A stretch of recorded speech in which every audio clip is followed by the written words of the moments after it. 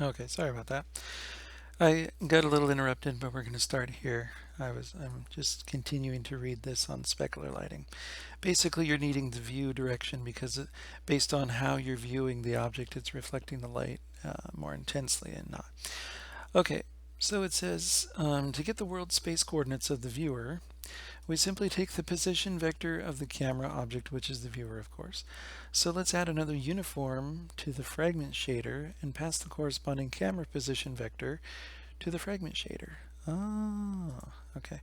So let's go into Projects, 2D Displays. And where were we going into? The fragment shader. So let's add another uniform to the fragment shader and pass the corresponding camera position vector to the fragment shader.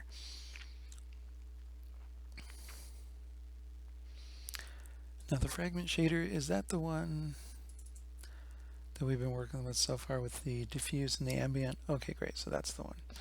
So let's make that a little easier to work with there.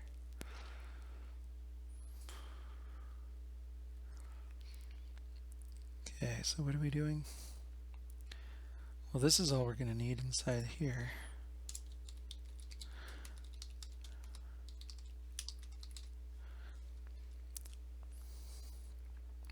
And then that goes in the code. Ask Cortana. Let me just ask Cortana. Now that we have calculated the specular intensity. Okay, so it's probably got to go right here.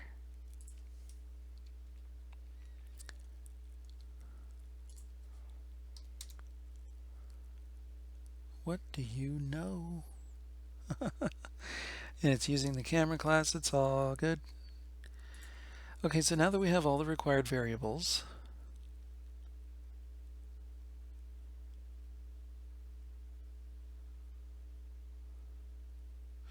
we can calculate the specular intensity. First, we define a specular intensity value to give the specular highlight a medium bright color so that it doesn't have too much of an impact. Float specular strength. If we would set this to 1, we get a really bright specular component, which is a bit too much for a coral cube. In the next tutorial, we'll talk about properly setting all these lighting intensities and how they affect the objects. Okay, next we calculate the view direction vector and the corresponding reflect vector along the normal axis.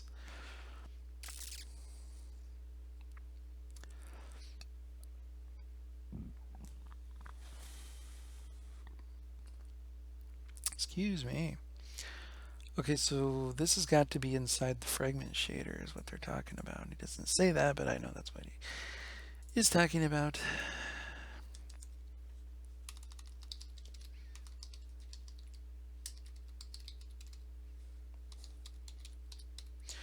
Okay.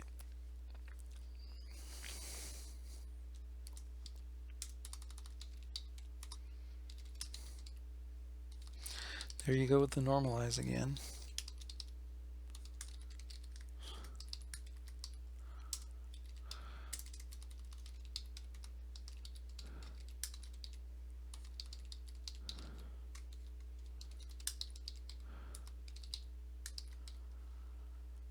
Okay. Note that we negate the light dir vector. The reflect function expects the first vector to point from the light source towards the fragment's position, but the light dir vector is currently pointing the other way around from the fragment towards the light source. Depends on the order of the subtraction order when we calculate light dir vector. To make sure we get the correct reflect vector, we reverse its direction by negating the light dir vector first. The second argument expects a normal vector, so we supply the normalized norm vector. Norm. Then what's left to do is to actually calculate the specular component. This is accomplished with the following formula. Really.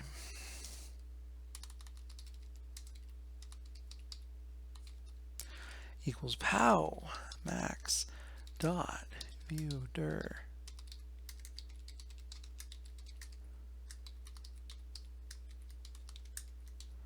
Wow. So dot view dir max that and 0 pow. Oh, I say keeps it from being negative. Interesting.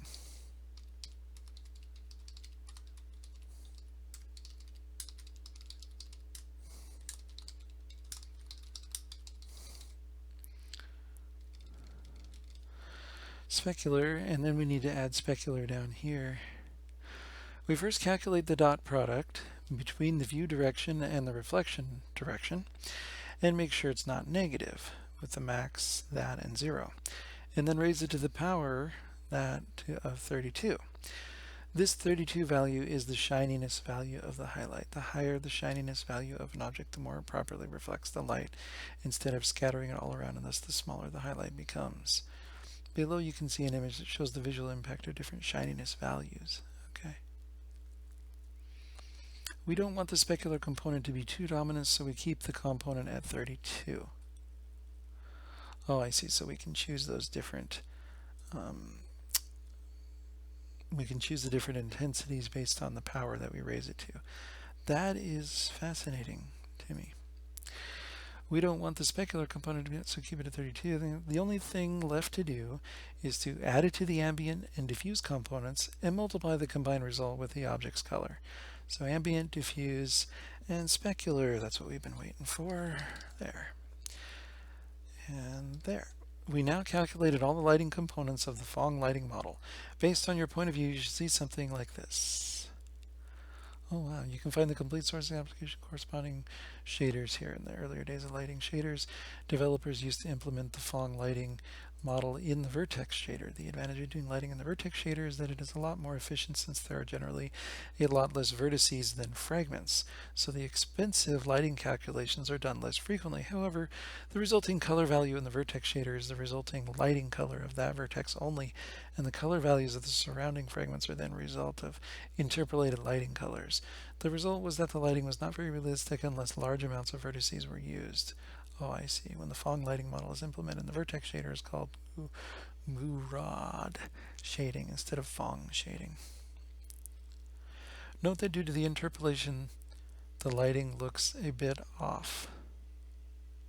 The Phong shading gives much smoother lighting results. Oh, wow. By now you should be starting to see just how powerful shaders are. With little information, shaders are able to calculate how lighting affects the fragment's colors for all our objects.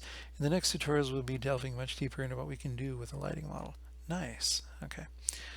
So let's take a look at this. We didn't add very much to it. Make sure it compiles and works. See, we have a lot of warnings I'd like to get rid of. Not right now. Something's wrong there, buddy. Oh, yeah. Oh, wait, it told me what was wrong. Wait, Fragment Shader, have I saved this?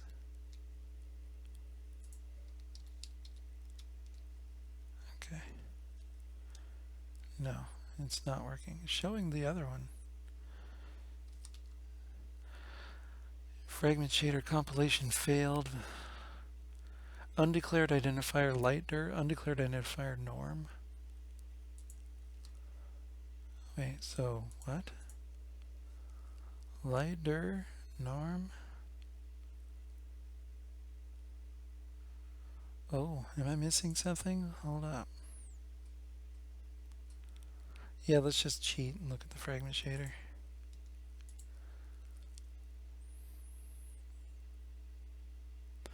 Oh, I didn't declare them as what? The heck have you got going on there?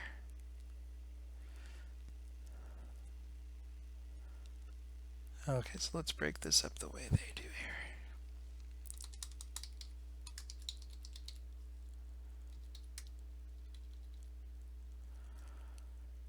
Diffuse.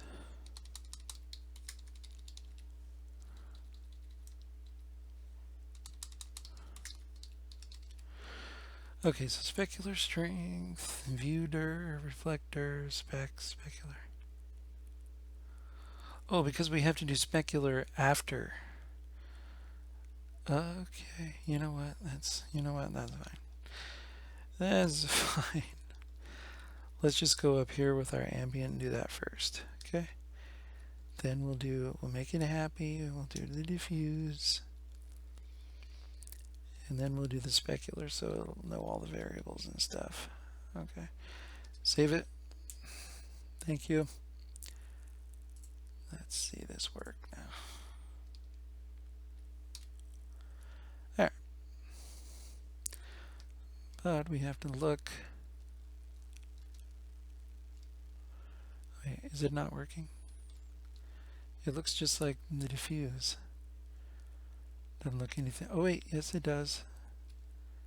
You have to look at it, see from the light source, how the light source is all. That's the specular. Oh my god. It's awesome. Okay. Okay, this is getting kind of exciting. And what if we can get the right angle to look at this? Oh shitsu, that scared the crap out of me. I don't know if you heard that, but that's the shower mat that I stick on the wall and let it dry out and hang there.